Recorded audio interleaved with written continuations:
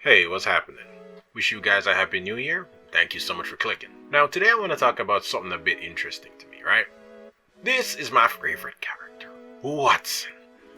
Now, the reason why I like this character is because she looks cool, and she's one of my favorite character designs in the game. Also, I like Watson's shoes. I like how these look.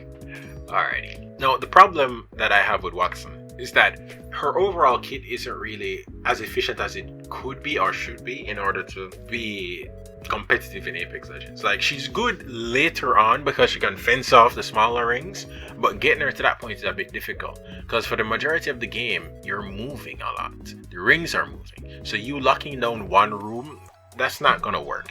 And also, your teammates don't want to stay in one place for too long.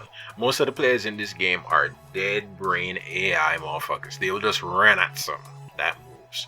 So it's a bit hard for her to lock down a position and stay there. And also, it's very easy to go through her defenses. So let me go ahead and go into the firing range and share some more information here.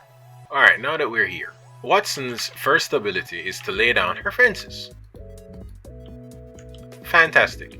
So if someone passes these fences, they will be damaged and slow. But your teammates can go through the fence and it will just turn off.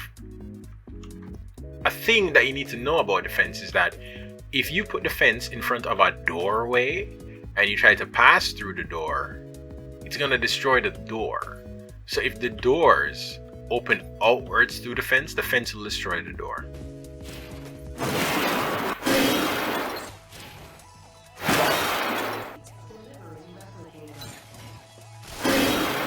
That's not really what you want with a character that's supposed to like defend a location. She can save 2 of these ultimate accelerants and use them to fully charge her up.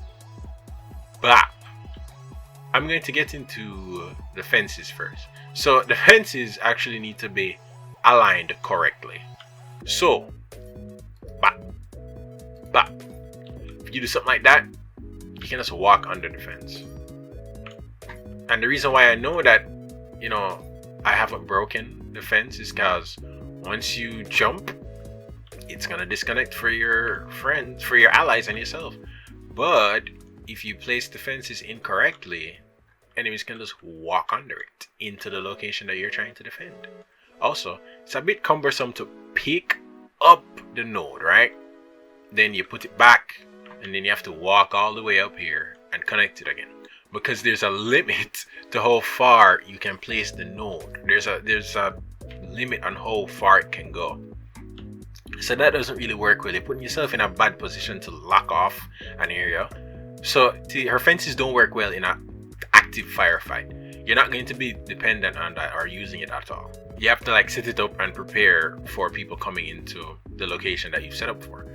But as stated before, that's not going to be really helpful to you if you're always moving around in Apex Legends. It's a game that has a lot of movement. Now I want to share a technique here with you. Alright, so what you can do with the fences. 1, 2, 3, 4. Alright, so this position is fenced off poorly and I fell off like a bitch. But what you can do is fence off a location, ditch it. And then go someplace else and watch it for other people to try and go into it. Because any smart player is going to sit a fence a mile away. It's another thing I can show you. This is easily seen, right? As blue.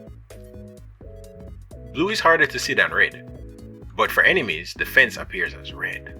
So it's a lot easier for them to see that, okay, wait, there's a Wattson in there and possibly the rest of our teammates.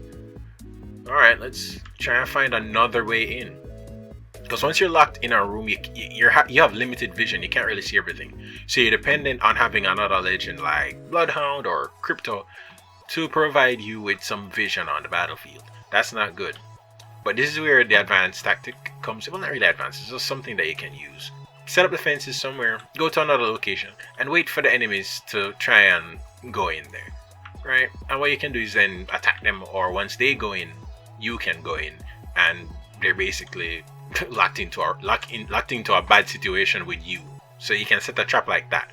But the fences are pretty much useless in a real fight. They're not that good. And even if you do manage to shock somebody, you might not be in the position to capitalize on them being slowed. Hopefully I'm explaining it well enough for you to get that. The fences, although they're very good at what they're supposed to do, which is lock off an area, but in Apex, like, you don't have to interact with that as the enemy. Like, oh, she's there? Bye, bitch. Right? Or, oh, she's there, let me swing around up top. And if you look hard enough, you'll find a situation where it's like, oh, she fucked up. I can slide under that. There are too many ways for you to get around what she's gonna try to do. Also, you can shoot it. As an enemy, you can just shoot the pole. I can't believe I forgot that word. So you can just shoot the pole and you're good. You don't need to worry about it. It's like, dude, defenses are not that well implemented. So upon them being slow to put down, you have to pick it up and then move it someplace else and connect it. Wait, what? Oh, I can't connect it. Okay. Shouldn't I be able to like connect this? Why can't I connect this? Here's that, and then I come here and I can't like, you should be able to reconnect it. I'm not sure why I'm not able to do so. You can't reconnect it to the node just like that. And you see, it didn't automatically connect to this one. You have to like actively like connect them. Dude, it's such a cumbersome thing. And while you're doing, like, you're in a firefight and you're trying to get away and you're like, oh, it takes too long. So if you're getting chased, like, that fence is not gonna stop them. Because imagine, like, all right, I'm chasing you. There's the fence. I'm gonna go around it. That's as much as you can do when someone is chasing you, unless it's around a corner, and at that point they'll just stop the chase, which is what you really want them to, like, leave you alone. But it takes too much work to do that. Let's get into something else. Her ultimate ability. So what she can do is put down a pylon, and what this does is it allows you to cancel out any thrown object. I want to say object because a lot of things get cancelled by this. So if your enemies are trying to like bombard you with thrown objects, it's not gonna work. It's not gonna work. But also, if you notice here, if you or your teammates throw something, it's gonna eat that up too. But here's the thing, it works on line of sight, I believe, from the pylon.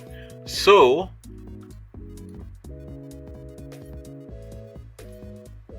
you can throw it if you're not looking at the thing. See how funny that is?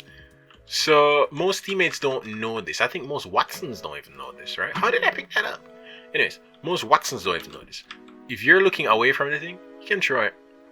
If you're looking towards it, it's gonna zap it. So let's go to Bangilor. Fantastic character. So what I want to do is charge my... Oh, they patched the ultimate accelerant. So if you're not at 100% charge, you can just press your alt button and it will pull out the ultimate accelerant and charge it. So it does take a bit longer for you to charge your ultimate accelerant as another character, but nobody's doing that. I'm sorry. Nobody's like waiting there to do that. So here's another great thing about this pylon, right? Let's say, because I'm not sure if it will eat this, but that's not the point that I'm trying to show you here. Is it gonna drop a bombardment and it's zapping all of them, right? That's very cool. But here's a thing that you need to know. If the bombardment is already put in place and then you try to like drop a pylon down to counter that, sometimes it won't actually work, because if the bombardment is already in motion, the pylon isn't going to like, it's not going to zap them. What it's going to do is just leave them because it can't register them, and it's going to get blown up in the bombardment. So I hope that you're seeing what I'm trying to illustrate here with the fact that Wattson's abilities don't really work too well. Like in a combat scenario, it's not as great or as good as you thought. What the hell is this here? Dude, I'm getting a lot of bugs here. Alright. I don't know if that's supposed to be there. Another thing I wanted to show you is how long it takes to charge your shields. So what I want to do is get rid of my shields. Alright, I don't want this one. There we go. Bam! I'm just gonna sit in this crispity. Thought I almost died. Alright, so what I want to do is show you how long it takes to actually charge up your shields using just the pylon. Imagine you're in a combat scenario. This guy's beating your ass, and I'm low on health. You're dancing. You're sliding. You're running. You're trying to save your ass. You're doing all of this just for one shield charge, like 1 bar. We're going through the whole bar. Like, you're gonna sit here with me and charge up all the shields, just to show you how like painfully slow it is. Now, I do understand that, you know, it's hard to balance something like this, because having the pylon just out charging your shields, cancelling ordnance and ultimate bombardments, it's doing a lot. So something's got to give, which is the shield charge rate. We're still charging here. We're still charging. Maybe there's something that can be done to charge your shields faster. If one of you guys know, go ahead and tell me, because this is taking too long, bro. This is taking way too long. All right. See how long that took? Because what I'm going to do now is show you how long it takes just using batteries. Ah. Oh, I forgot. I messed up. I forgot that, you know, the pylon hits your grenades.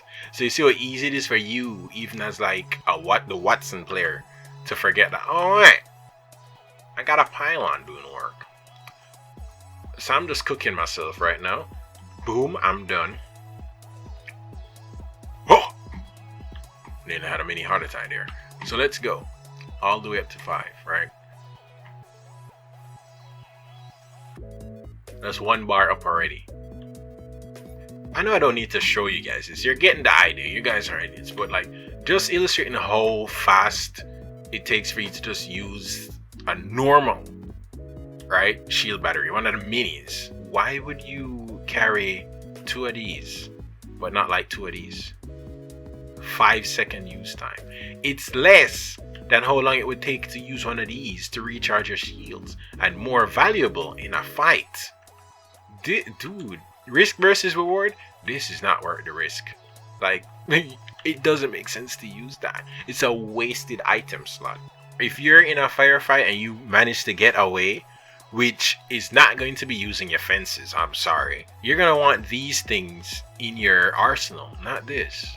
The passive actually hinders you, to me, because it's taking away a slot that you could have been using for something else. And that's the next thing I want to get into. What could be done to make Wattson better? And I think like she's a good opportunity for changing a character because of how she's portrayed in the overall story of Apex Legends.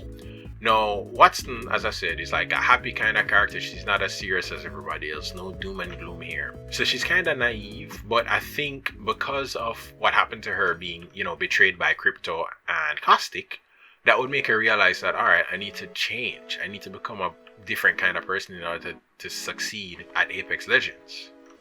And that would be why she decides to change her kit. So I'm thinking it could be a whole like marketing thing where like they have like a new trailer. She gets a redesign.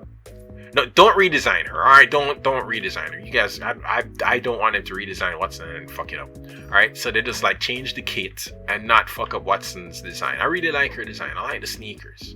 If they were gonna change anything, give her like, allow her to be a sneakerhead. That's what I would want, right? But please don't fuck up the redesign if you redesign. I really like her design right now. But back to what I was saying.